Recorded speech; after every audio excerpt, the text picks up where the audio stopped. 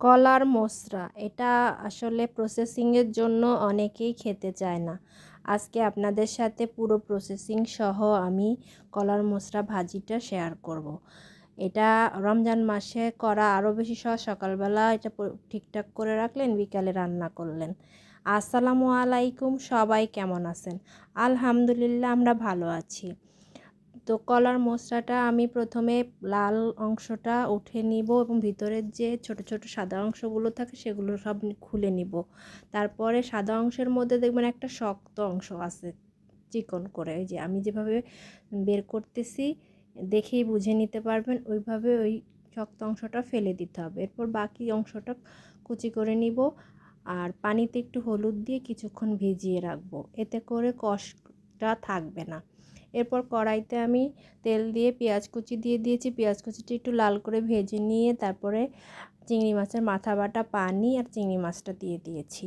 আমি ছোট চিংড়ি মাছ দিয়ে রান্না করছি, আপনি চাইলে বড় চিংড়ি মাছও ব্যবহার করতে পারেন। এরপর আমি দিয়ে দিয়েছি আদা বাটা, রসুন বাটা আর হলুদের গুঁড়ো, মরিচের গুঁড়ো, লবণ। এই সব উপকরণ দিয়ে এটাকে একটু কষিয়ে নিয়েছি। তারপরে আমি আগে থেকে পরিষ্কার করে ধুয়ে রাখা মশলাটা দিয়ে দিয়েছি।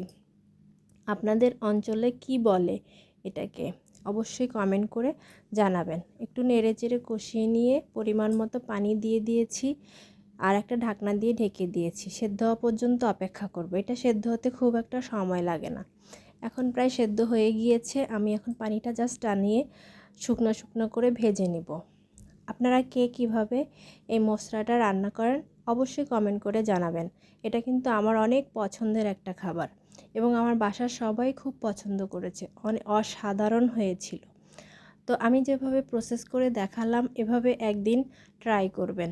মোচটা কিন্তু আমাদের শরীরের জন্য অনেক উপকারী একটা খাবার। এটা যে কোনো মানুষের জন্যই উপকারী। অবশ্যই একবার ট্রাই করে দেখবেন। এটা খুবই সহজভাবে প্রসেস করা যায়। আজ তাহলে এই পর্যন্তই। সবাই ভালো থাকবেন, সুস্থ থাকবেন। আসসালামু আলাইকুম, আল্লাহ হাফেজ।